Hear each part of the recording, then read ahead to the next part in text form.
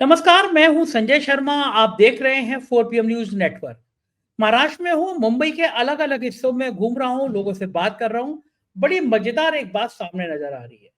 लोग कह रहे हैं मुख्यमंत्री कौन बनेगा ये तो तय नहीं है, लेकिन शिंदे नहीं बनेंगे ये तय है। अमित शाह ने बयान भी दे दिया कि अभी तो शिंदे मुख्यमंत्री है, लेकिन बाद में कौन बनेगा ये हम मिलजुल कर तय कर लेंगे। जाहिर है कि महाराष्ट्र में बहुत कुछ उल्टा पुल्टा हो सकता है। मैं ये भी कहने को तैयार हूं कि भरोसा नहीं है इधर के खेमे का आदमी उधर नहीं चले जाए, उधर का आदमी इधर ना आ जाए। यानी किसी भी गठबंधन को अगर पूरा बहुमत नहीं मिला तो महाराष्ट्र में एक बार फिर से ऑपरेशन लोटस बड़े पैमाने पर होगा। बहुत जबरदस्त राजनीति महाराष्ट्र में चल रही है। और इस बीच में झारखंड से लेकर महाराष्ट्र तक चुनाव आयोग ने हर बार की तरह आंखें बंद कर ली हैं। उद्धव ठाकरे का बैग चेक किया जा रहा है। उद्धव ठाकरे पूछ रहे हैं कि मोदी और शाह का बैग क्यों नहीं चेक किया जा रहा। अभय दुबे जी से हमने विस्तार से बात की है। उत्तर प्रदेश में प्रयागराज में नौजवानों पर, छात्रों पर बेरहमी से लाठियां चलाई गई। मुझे लगता है जो सरकार नौजवानों पर, छात्रों पर लाठी चलाती है वो सरकार बहुत दिनों तक रहती नहीं है। और ये बात सब मान रहे हैं कि महाराष्ट्र का चुनाव तय कर देगा कि बीजेपी का अध्यक्ष कौन होगा और योगी की कुर्सी का क्या होगा। ये सारी बातें अभय दुबे जी के साथ की हैं। बहुत रोचक बातचीत है। आपसे रिक्वेस्ट है चैनल को सब्सक्राइब करिएगा, ज्वाइन करिएगा। चलते हैं अभय दुबे जी के पास। 4 PM न्यूज नेटवर्क में स्वागत है अभय दुबे जी आपका। अमित शाह जी ने एक बड़ा बयान दिया है महाराष्ट्र में। ये कहा है कि अभी भैया एकनाथ शिंदे हैं जरूर मुख्यमंत्री, लेकिन जब रिजल्ट आ जाएगा उसके बाद तय करेंगे मुख्यमंत्री कौन होगा। तीनों हम सहयोगी दल हैं, आपस में मिलेंगे बैठेंगे तब तय करेंगे। और मैं महाराष्ट्र में मुंबई में हूं तो मेरे कई जर्नलिस्टों से बात हुई, सब हंस रहे हैं और ये कह रहे हैं कि इतना तो हम शर्त लगाने को तैयार हैं, मुख्यमंत्री कौन बनेगा ये तो नहीं कह सकते, लेकिन शिंदे नहीं बनेंगे ये हम गारंटी ले सकते हैं। उसने अमित शाह ने बयान दे दिया कि भाई शिंदे का भी तय नहीं है। तो ये महाराष्ट्र में जो गठबंधन के बीच में, और दूसरा मैंने यहाँ रह के ये देखा 4-5 दिनों में कि इतना कंफ्यूजन है। और कौन नेता जिस गठबंधन में है चुनाव के बाद वो उसके साथ रह जाएगा इसको लेके भी कोई श्योर नहीं है। अजीत पवार लड़े लड़ से रहे हैं, लेकिन अगर विधायक आ गए 8-10-12 तो कोई गारंटी नहीं दे सकता वो उधर नहीं जा सकते। इसी तरह बाकी लोगों के लिए भी है। उद्धव ठाकरे के लिए भी लोग कह रहे हैं कि कहीं ऐसा ना हो बीजेपी बाद में उनको प्रसंग ले आए। तो इधर अजीत पवार, उद्धव ठाकरे, मतलब बड़ा कंफ्यूजन सा है। दूसरा ये है कि लोगों को अभी तक चुनाव चिन्ह याद नहीं हो पा रहे हैं। इस पार्टी के एक एक पार्टी के इतने इतने चुनाव चिन्ह है। महाराष्ट्र का चुनाव वास्तव में इतना उलझा हुआ चुनाव मैंने तो नहीं देखा कोई भी। लेकिन अमित शाह के बयान से आज की बातचीत शुरू करते हैं। ये अमित शाह तक कंफ्यूजन क्यों पैदा कर रहे हैं? क्या शिंदे वाकई में बनेंगे नहीं दोबारा? आपको क्या लगता है? मुझे लगता है अमित शाह कंफ्यूजन पैदा नहीं कर रहे हैं, बल्कि कंफ्यूजन दूर कर रहे हैं। और वो जो महायुति है उसके अंदर कोई कंफ्यूजन ना रहे, इसके ऊपर उन्होंने एक सिक्का बंद बयान दिया है। इस बयान के बाद किसी के लिए कुछ और कहने की जरूरत नहीं रह गई। हम और आप जो व्याख्याएं कर रहे हैं, दरअसल कर रहे हैं अभी तक 4 PM के मंच पर, ये दरअसल उन व्याख्याओं की तस्दीक है कि हमारी व्याख्याएं सही थी। भाई हमने क्या व्याख्या की थी? हमने यही तो व्याख्या की थी कि जो पार्टी 288 के सदन में 151 सीटों पर चुनाव लड़ रही है और जिसके 15 सदस्य दूसरे अपने पार्टनरों के टिकटों पर लड़ रहे हैं, जिसके 15 उम्मीदवार, यानी कुल मिलाकर वो 166 सीटों पर चुनाव लड़ रही है। जब अगर उस गठजोड़ की सरकार बनी तो जाहिर है कि उस पार्टी का ही मुख्यमंत्री बनेगा। मतलब ये तो अपने आप में बिल्कुल तय बात है, तयशुदा बात है। जब पिछली बार जब उद्धव ठाकरे के साथ मिलकर, शिवसेना के साथ मिलकर भाजपा ने चुनाव लड़ा था, तो भाजपा ने 100 से कुछ ज्यादा सीटें प्राप्त की थी। मुझे एक ठीक ठीक आंकड़ा याद नहीं है, तो 100 से जरा सी ज्यादा सीटें थी। तब तो उनका कहना ये था कि भाई हमारी पास सबसे ज्यादा सीटें हैं, हमारा ही मुख्यमंत्री बनेगा। और इस जिद में उन्होंने पूरा गठजोड़ तोड़ दिया उद्धव ठाकरे को मुख्यमंत्री रोकने के लिए। अब अगर मान लीजिए उन्होंने 60% के आसपास उन्होंने स्ट्राइक रेट निकाला, तो फिर भाजपा की 100 से ज्यादा सीटें आएंगी। वो कैसे किसी दूसरे को मुख्यमंत्री मान लेंगे? देखिए, इसका एक छोटा सा इतिहास है जो 6 महीने पुराना इतिहास है। इस इतिहास पर गौर कर लीजिए। 6 महीने से अमित शाह जब आते थे मुंबई और अपने गठजोड़ पार्टनरों के साथ में चुनावी रणनीति पर गौर करते थे, तब वो उनसे साफ कहते थे, वो बड़ा उनका मशहूर वाक्य है जो अखबारों में भी छपा था, कि हमने काफी त्याग किया है, अब त्याग करने का नंबर आपका है। तो अब ये दो तरह के त्याग हैं, मतलब हमने त्याग किया वो, और आपसे जो त्याग की हम अपेक्षा करते हैं वो। तो अमित शाह के त्याग का क्या मतलब था? मेरी समझ में अमित शाह के त्याग का मतलब था, वो एकनाथ शिंदे से कहते थे कि आपकी तो मुख्यमंत्री बनने की औकात थी नहीं, ना आपके पास इतने सदस्य थे, आपकी महत्वाकांक्षा भी कभी नहीं थी, आपने कभी दावा भी नहीं किया मुख्यमंत्री बनने का, आप तो थाने स्तर के नेता थे उद्धव ठाकरे के मुकाबले, हमने आपको मुख्यमंत्री बनाया, कितना बड़ा त्याग है। फिर हमारा जो मुख्यमंत्री रह चुका था बंदा देवेंद्र फडणवीस, उसको हमने डिवोट करके, उसकी पदावंती करके उसको उप मुख्यमंत्री बनाया, उसको शपथ लेने पर उप मुख्यमंत्री के मजबूर किया, कितना बड़ा त्याग है। इसके बाद में अजित पवार से कहते थे, अजित पवार के लिए त्याग का मतलब ये था कि हम तो आपको भ्रष्ट कहते थे, आपको जेल में डालने की तैयारी कर रहे थे, चक्की पीसिंग कह रहे थे हम तो, हमने आपको उप मुख्यमंत्री बनाया और वित्त मंत्री भी बनाया साथ में राज्य का, कितना बड़ा त्याग है।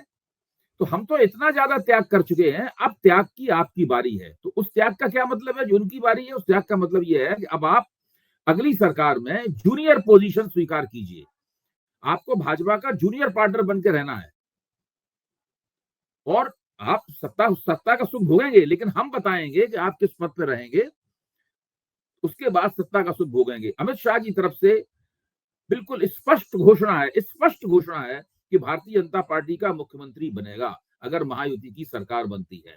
और नरेंद्र मोदी ने अपने भाषणों में ये कहना शुरू कर दिया है। भाई नरेंद्र मोदी अपने भाषणों में क्या बोल रहे हैं, मैंने तो खुद सुना है वो बोलते हुए, वो साफ तौर पर कह रहे हैं कि मैं देवेंद्र जी के साथ बैठकर उनके मन का काम करूंगा। भाई देवेंद्र जी के साथ बैठ के अपने मन का काम आप क्यों करेंगे, अगर मुख्यमंत्री एकनाथ शिंदे होंगे या मुख्यमंत्री अजित पवार होंगे या कोई गैर भाजपा मुख्यमंत्री होगा। अच्छा, अमित शाह, मुझे मालूम है कि वो देवेंद्र फडणवीस को कोई ज्यादा पसंद नहीं करते, लेकिन चूंकि नरेंद्र मोदी बोल रहे हैं इसलिए अमित शाह ने भी इस बात को घुमा फिरा के बोलना शुरू कर दिया है। तो भाजपा की तरफ से स्पष्ट रूप से देवेंद्र फडणवीस के नाम का मुख्यमंत्री पद के लिए प्रचार हो रहा है।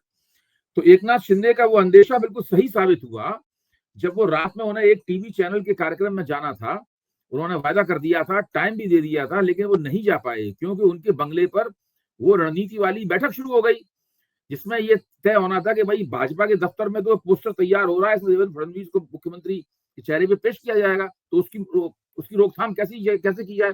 अब उनके पास रोकथाम करने का कोई जरिया रहा नहीं है। बाजी शिंदे और अजित पवार दोनों के हाथ से निकल चुकी है पूरी तरीके से।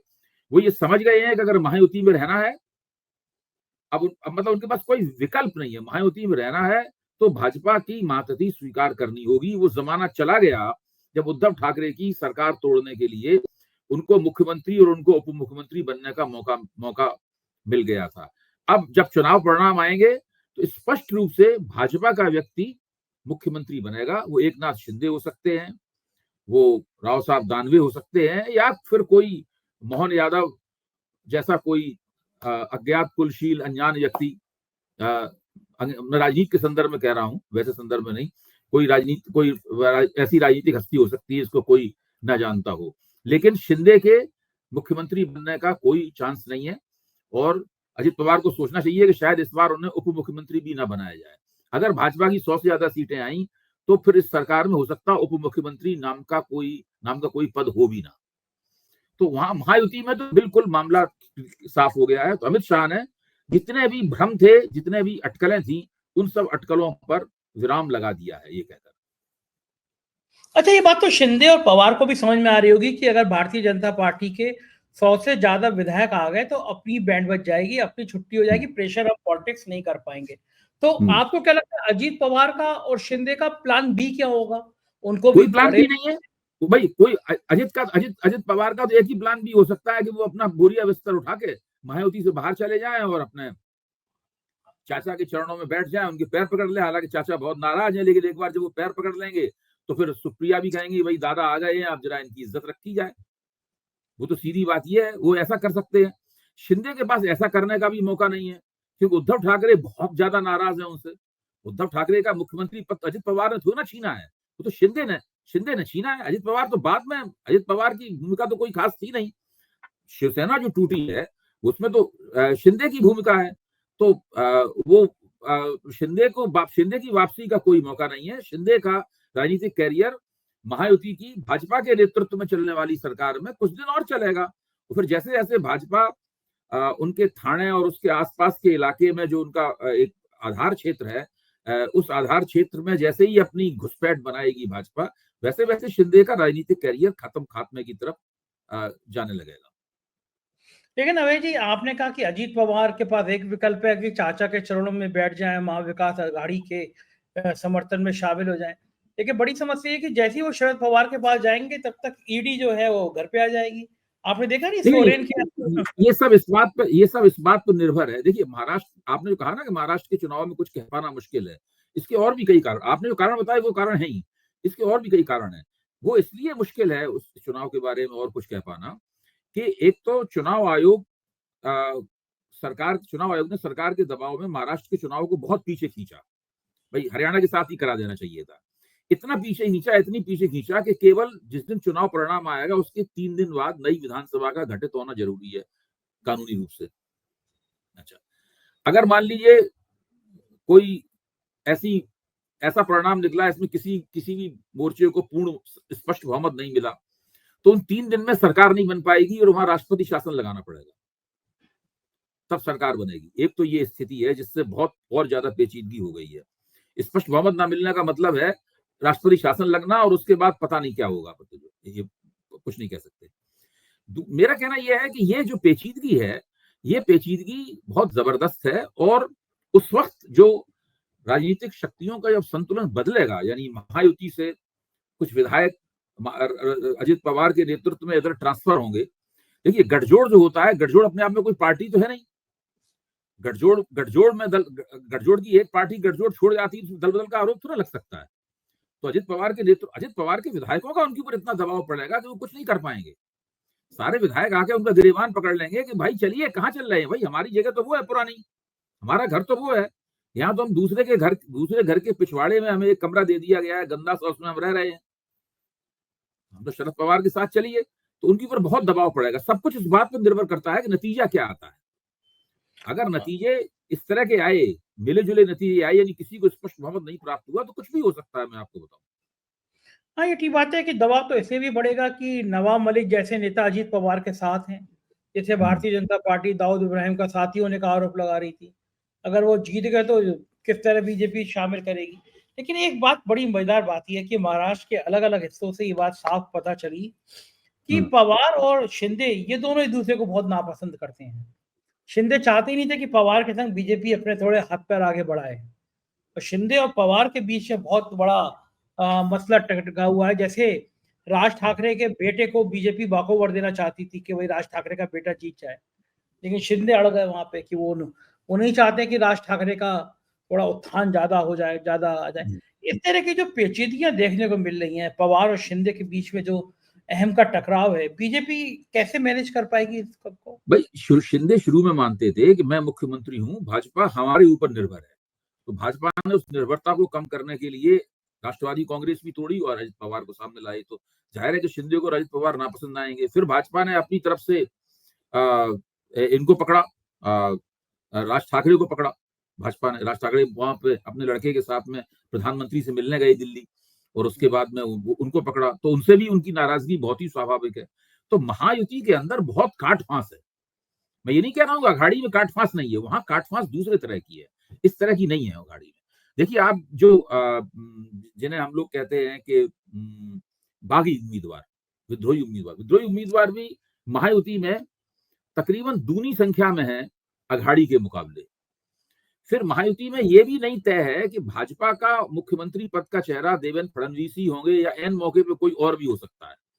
देखिए, जब आप शिंदे को हटाएंगे मुख्यमंत्री पद से, तो शिंदे एक मराठा हाइफन कुणबी, शिंदे की जातिगत अस्मिता क्या है? शिवाजी की सेना में शिंदे और गायकवाड़ जैसे लोग होते थे, वो बड़े बड़े सेनापति होते थे। ये लोग कुणबी क्षेत्र, मतलब कुणबी दायरे के लोग हैं। मराठाओं और कुणबी में बहुत ही एक तकनीकी किस्म का फर्क है, और वो फर्क संविधान ने और बढ़ा दिया है, क्योंकि कुणबियों को आरक्षण प्राप्त है ओबीसी का, मराठा लोग आरक्षण के लिए आंदोलन कर रहे हैं। लेकिन जो मनोज जरांगे पाटिल हैं, जो आरक्षण एक्टिविस्ट हैं, वो लगातार कुणबियों को ओबीसी का प्रमाण पत्र नहीं मिल रहा है, इसके लिए संघर्ष करते हैं, मिलना चाहिए, मतलब कुणबियों के साथ अपने आप को जोड़ने के लिए तैयार है। तो जो मराठा और कुणबी हैं, उनका रुझान अघाड़ी की तरफ है। जरांगे पाटिल को शरद पवार का आदमी माना जाता है। अच्छा, अब ये इस जो महायुति में कुर्मियों के वोट अगर कोई ला सकता है तो केवल शिंदे ही ला सकते हैं कुर्मियों के वोट। तो इस प्रकार की बहुत सी ऐसी स्थितियां हैं इसके अंदर। दूसरे, अगर शिंदे को हटाने से एक बहुत बड़ा समाज जो करीब 60% हो, सॉरी करीब 38% समाज है मराठा और कुर्मियों का, उसको अगर संतुष्ट करना है महायुति सरकार को, तो उन्हें एक मराठा को मुख्यमंत्री बनाने पर जोर पड़ेगा उनके ऊपर। तब राव साहब दानवे का नंबर आएगा और कहा जाएगा कि भाई ब्राह्मण और जो कायस्थ प्रभु हैं वो तो कुल मिला के पूरे महाराष्ट्र में 4% हैं। भाई ब्राह्मणों की और कायस्थ प्रभुओं की संख्या कितनी है, जिनको आप ऊंची जात का बोल रहे हैं, उनकी संख्या तो केवल 4% है महाराष्ट्र में। तो फडणवीस तो उस 4% से भी कम एक समुदाय है, ब्राह्मण समुदाय, उसकी नुमाइंदगी करते हैं जातिगत रूप से देखा जाए तो ये अब देखिए पूरे वर्धा के इलाके में और दूसरे तमाम इलाकों में भाजपा समर्थक हैं, सब कह रहे हैं देवेंद्र फडणवीस को मुख्यमंत्री बनना चाहिए, देवेंद्र फडणवीस को मुख्यमंत्री बनना चाहिए। तो भाजपा ने तो देवेंद्र फडणवीस को मुख्यमंत्री बनाने के लिए कमर कस रखी है, या आप कह सकते हैं अपने किसी व्यक्ति को मुख्यमंत्री बनाने के लिए कमर कस रखी है। वो पूरी तरीके से खुलकर इसमें लड़ रही है, उसको इसकी कोई परवाह नहीं कि अजित पवार को कितना बुरा लग रहा है और एकनाथ शिंदे को कितना बुरा लग रहा है। इनको सीटें इतनी कम मिली हैं कि वो भाजपा के मुकाबले आ ही नहीं सकते, और अगर भाजपा हारी तो महायुति बुरी तरीके से हार जाएगा, क्योंकि सारे अंडे जो है 166 अंडे, 288 अंडों में से 166 अंडे तो भाजपा के हैं। सही बात है, एक ही डोगरी में रखे हैं उनको तो 60% स्ट्राइक रेट निकालना ही निकालना है, वरना तो चुनाव हार जाएंगे वो। इसके मुकाबले अगर अघाड़ी पे देखें तो अघाड़ी में क्या है, 101 सीटों पे कांग्रेस लड़ रही है, शायद 95-96 सीटों पे उद्धव ठाकरे की शिवसेना लड़ रही है, और 86-87 सीटों पर शरद पवार की राष्ट्रवादी कांग्रेस लड़ रही है। तो वहां पे आप देखिए कमोवेश वो लोग समान धरातल पर हैं। वहां तीनों के तीनों जो पार्टनर हैं उनको अच्छा प्रदर्शन करना है। तो यहाँ पे तो केवल भाजपा का अच्छा प्रदर्शन करना ही सबसे बड़ी शर्त है। सही बात, वरना तो बैंडी बच जाएगी। अच्छा, ये चुनाव आयोग को तो पता नहीं, मतलब क्या ही कहा जाए, वो तो है ही उनके। उधर सोरेन के यहाँ ईडी के ठिकानों पे छापेमारी, ईडी की छापेमारी सोरेन के ठिकानों पर।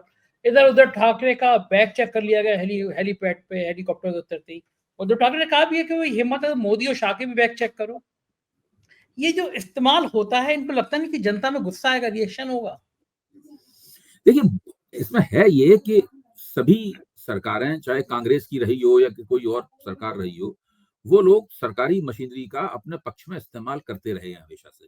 लेकिन भारतीय जनता पार्टी ने इसमें जो आंख का लिहाज था उसको खत्म कर दिया है पूरी तरह। यहाँ खुलकर बिल्कुल नंगे होकर सरकारी एजेंसियों का सत्तारूढ़ गठजोड़ या पार्टी के पक्ष में इस्तेमाल हो रहा है, और उनको इस बात की कोई परवाह नहीं है कि इसमें उनकी निंदा होती है, आलोचना होती है, उनकी ऊपर छीटाकशी हो रही है, टिप्पणियां हो रही हैं, अदालतें कुछ कह रही हैं, चुनाव आयोग की निंदा, ये सब भाजपा इस बात इन बातों से संकोच में नहीं आती। ये सब बातें कह के भाजपा को शर्मसार नहीं कर सकते। भाजपा शर्मसार होने की जो सीमा है उससे परे चली गई, उस पर कोई फर्क नहीं पड़ता। उद्धव ठाकरे खूब कहते रहे कि आप अमित शाह और मोदी के बैग क्यों नहीं चेक करते, इससे उन पर कोई असर नहीं पड़ता। जैसे हम लोग कहते हैं बड़े उससे अदा के साथ में, कोई भारतीय जनता पार्टी वाले सांप्रदायिक हैं, हम सोचते हैं हमने उनकी आलोचना कर दी, वो मनी मन बहुत खुश होते हैं इस बात से। हम जब कहते हैं कि भाई वो सांप्रदायिक हैं, वो मुसलमान विरोधी हैं, वो धर्म के आधार पर समाज को बांटना चाहते हैं, तो हम सोचते हैं कि हमने इस आलोचना करके उन्हें आड़े हाथों ले लिया है और कुछ ऐसी बात कह दी है इससे उनको थोड़ा आघात लगेगा। लेकिन उनके ऊपर उल्टा असर होता है, वो तो मनी मन खुश होते हैं, बिल्कुल ठीक बात बोल रहा है, हम तो है ही ऐसे, हमारी ब्रांडिंग है, हमारी राजनीति है, बिल्कुल ठीक सही वो बात बोल रहा है, तो वो तो और खुश होते हैं। एक बार यूपी के एक बड़े माफिया जो राजनेता भी बन गए हैं, उन्होंने मुझसे कहा कि संजय जी मैं आपके साथ इंटरव्यू करना चाहता हूँ। मैं कहा स्वागत है, आइए बिल्कुल करिए। बोले लेकिन ये आप मुझे सवाल क्या पूछेंगे? मैं कहा ये तो मैं तय ही नहीं करता क्या पूछेंगे। पूरे नहीं आप अपराध की दुनिया से मत पूछिएगा, मतलब आप मुझसे राजनीति की दुनिया में पूछिएगा। बड़े बाहुबली थे। मैंने उनसे कहा कि आपकी जो ब्रांडिंग है वो महात्मा गांधी वाली नहीं है। आप बाहुबली है तो हम आपसे पूछेंगे कि आपने अपने दुश्मन गैंग को कैसे मरवाया, आप जेल से निकल के क्यों आए। फिर उन्होंने इंटरव्यू नहीं दिया मुझे। तो वो ये आप कह रहे हो कि वो सेम बात है, बीजेपी से पूछा जाए, कहा जाए कि भैया आप कम्युनल तो खुश हो जाएगी, भैया हम तो हिंदू वोटों को ऐसे ही लुभाते हैं, ऐसे ही कहते हैं। उधर आज उत्तर दिलचस्प बात बताऊं, एक संस्मरण बताऊं, एक टीवी चैनल पर बहुत शुरू में 2014 में मोदी की सरकार आई थी, तो ये लोग सबको कहते थे ये गद्दार है, ये राष्ट्र विरोधी है, इसको पाकिस्तान चला जाना चाहिए वगैरह सब ये बोलते थे। तो हम लोगों को बड़ी कोफ्त होती थी, पता नहीं ऐसा क्यों बोल रहे हैं हम लोग। तो मैंने एक संघ के विचारक से पूछा, बीच में चाय चल रही थी ब्रेक के, हमने यार ये क्यों बोलते हो गद्दार है, अभी हम लोग चाय पी रहे हैं कि हम गद्दार हैं, आपके साथ बैठे हुए चाय पी रहे हैं। तो बोले देखिए बात ये नहीं है, आपने हमारी पीठ पे सांप्रदायिक लिख दिया, हमने आपकी पीठ पे गद्दार लिख दिया। तो बोले ये हमने आपका ये जवाब दिया है। तो जब हम सही उनको सांप्रदायिक तौर पे आलोचना करते हैं तो उनके ऊपर किस तरह की प्रतिक्रियाएं होती हैं, मैं 4PM के दर्शकों का ध्यान इस ओर खींचना चाहता हूँ। हाँ, सही बात है। वो टुकड़े-टुकड़े गैंग बोलेंगे आपको, वो हाँ, वो सब पाकिस्तानी यही सब बोलेंगे बोलते आपको। हैं, अर्बन हाँ, नक्सल ये वो। अर्बन नक्सल, हाँ, ये सब बिल्कुल तो नई शब्द भाषा मैंने। ही इन्होंने एक नई भाषा ही इजाद कर दी। मैं तो कभी सोचा भी नहीं था कि राजनीतिक प्रतियोगिता में इस प्रकार की भाषा का इस्तेमाल किया जाएगा। अर्बन नक्सल। अर्बन नक्सल, टुकड़े टुकड़े गैंग, पाकिस्तान चले जाओ, सनातन सनातन विरोधी। बिल्कुल सही कह रहे हैं आप। उधर उत्तर प्रदेश में एक बड़ी घटना घटी कि 2 एग्ज़ाम्स की तारीखों को लेके डिस्प्यूट था, तो इलाहाबाद में हज़ारों नौजवान इकट्ठे हो गए। और मुझे बड़ा तरस आता है इस भारतीय जनता पार्टी की मोदी सरकार में या योगी सरकार में, कोई सबसे ज़्यादा दुखी है तो बेरोज़गार है। अग्निवीर के नाम पर आपने उनके सपने खत्म कर दिए, नौकरी निकलती नहीं है, निकलती है तो पेपर लीक हो जाता है, पेपर हो नहीं पाता, नौकरियाँ मिल नहीं रही हैं। हज़ारों स्टूडेंट्स इकट्ठे हो गए, नौजवान इकट्ठे हो गए और पुलिस ने कस के लाठीचार्ज कर दिया। मुझे लगता है कि जो सरकार नौजवानों के सिर पर लाठी बरसाती है, वो शायद अपनी कब्र खुद खुदवाने को तैयार हो जाती है। अखिलेश यादव ने तंज भी कसा और कहा है कि योगी जी की तब कुर्सी केवल महाराष्ट्र के चुनाव के नतीजों के बाद तक बची है। इधर महाराष्ट्र के नतीजे आए, उधर योगी आदित्यनाथ की कुर्सी गई। तो मैं दोनों घटनाओं के संदर्भ में आपसे पूछूंगा भाई कि उनके क्या। दोनों उप मुख्यमंत्री यही बात कह रहे हैं। हाँ, उनके दोनों उप मुख्यमंत्री अपने अपने निजी जो पत्रकार उनके मित्र हैं उनसे तो यही कहते हैं कि भाई इनका योगी जी का हटना तय है। दोनों उप मुख्यमंत्रियों को इस बात को लेकर बड़ा अफसोस है कि देर क्यों हो रही है। मतलब उनको तो यही आला कमान की तरफ से उनके कानों में डाला गया है कि भाई हम इनको हटाएंगे। वो इस बात पे चकित हैं कि इतने ताकतवर नेता हैं नरेंद्र मोदी और अमित शाह, वो कह रहे हटाएंगे लेकिन हटा क्यों नहीं रहे। देखिए इन चुनाव के साथ तो उत्तर प्रदेश में उपचुनाव भी हो रहे हैं ना, तो उपचुनावों के नतीजे फिर इन चुनाव देख, इसमें हरियाणा के चुनाव में भाजपा जीत गई है। अच्छा अब भाजपा जीत गई है तो उस जीत का श्रेय किसको है? उस जीत का श्रेय राष्ट्रीय स्वयंसेवक संघ को है कि भारतीय जनता पार्टी को है। राष्ट्रीय स्वयंसेवक संघ ने स्पष्ट कहा है कि हमने इस चुनाव में भाजपा को जिताने के लिए बहुत मेहनत की। पहले वो ये बात नहीं कहता था, कभी आपने सुना भाजपा संघ ने ये बात कही है? इस बार संघ ने खासतौर से ये कहा है कि हमने चुनाव जिताया है। इसी तरह महाराष्ट्र के लिए भी अखबारों में खबरें छपवा रहे हैं वो संघ ने 65 मीटिंगें की हैं या 600 मीटिंगें की हैं महाराष्ट्र में चुनाव जीतने के लिए, सब अपने स्वयंसेवकों को खड़ा कर दिया है। संघ महाराष्ट्र के चुनाव में भी अगर राजनीतिक सफलता मिलती है तो उसका भी पूरा श्रेय लेने की कोशिश करेगा, ताकि किसी भी तरीके से भारतीय जनता पार्टी को अगर कोई ब्राउनी पॉइंट्स मिलते हैं चुनाव के जीतने से तो वो ना मिल पाए। वो मोदी और शाह के झोली में सारा श्रेय नहीं डालने देना चाहता, क्योंकि मोदी शाह और संघ के बीच में एक दो तरह की एकता भी है, मतलब विचारधारात्मक एकता, वो सब एकता भी है, लेकिन साथ में उन लोगों के बीच में संघर्ष भी है। और उस संघर्ष के केंद्र में योगी आदित्यनाथ की हस्ती ही है कि इनको मुख्यमंत्री रहना है या नहीं रहना है। हाँ, ये बिल्कुल। अच्छा, आपको क्या लगता है कि अगर महाराष्ट्र में महायुति की यानी भाजपा की सरकार बनी या नहीं बनी, योगी आदित्यनाथ की राजनीति को क्या सूट करता है कि महाराष्ट्र में बीजेपी समर्थित सरकार बन जाए या ना बन जाए? उनकी कुर्सी को कम खतरा कब पैदा होगा कि यहाँ महाराष्ट्र में सत्ता मिले तो या ना मिले तो? मुझे मुझे नहीं लगता कि उनकी कुर्सी इस बात पे ज्यादा निर्भर है कि महाराष्ट्र में कौन जीतता हारता है।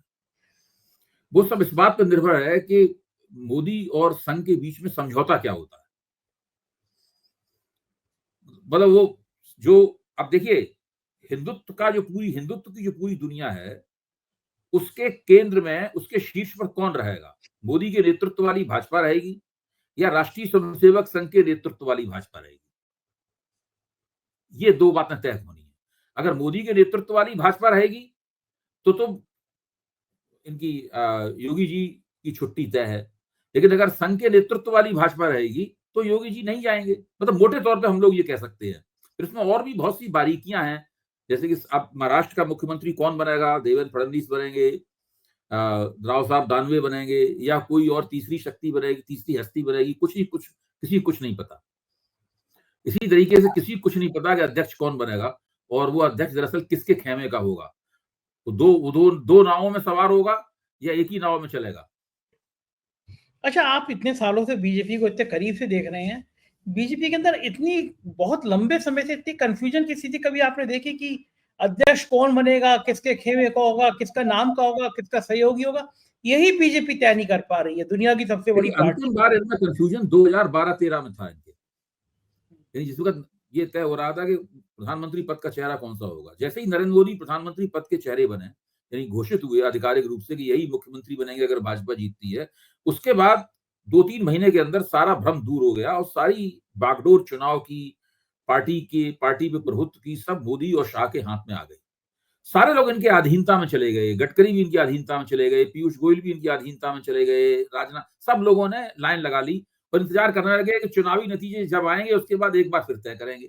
लेकिन नरेंद्र स्पष्ट बहुमत मिल गया, तो फिर उसके बाद धीरे धीरे लोगों ने सोचा कि अब भाई इनकी तो उत्तरोत्तर मजबूत से मजबूत होते ही चले जा रहे हैं, तो फिर धीरे धीरे इन सब लोगों की ने अपनी दावेदारियां पीछे खींच ली और मोदी जी की ही दावेदारी केवल रह गई। जो जितना भी भ्रम था, मोदी जी ही जिसको चाह रहे हैं, बना रहे हैं पार्टी का अध्यक्ष, पहले अमित शाह को बनाया, फिर नड्डा को बनाया, मतलब सब उन्हीं के हिसाब से हो रहा है। अब जो बहुमत उन्होंने खोया 5 जून को, उसके बाद से फिर से भ्रम की स्थिति पैदा हुई है और उस भ्रम की स्थिति में ये तय नहीं हो पा रहा है कि भाजपा की लगाम किसके हाथ में रहेगी। मोदी के हाथ में रहेगी पहले की तरह, या मोदी के हाथ से निकलकर संघ के हाथ में चली जाएगी। संघ की पूरी कोशिश है कि मोदी के हाथ से वो लगाम छीन ले। बिल्कुल ठीक बात है, और शायद महाराष्ट्र के चुनाव नतीजे ये तय भी कर देंगे। बहुत बहुत शुक्रिया अभय जी, इतना समय दिया आपने, आभार। तो ये थे अभय द्विवेदी जी, और आपको यकीन हुआ होगा कि ये सारी बातें तार्किक आधार पर वो कर रहे थे। कैसी लगी बातचीत बताइएगा जरूर, चैनल के साथ रहिएगा। शुक्रिया, थैंक यू।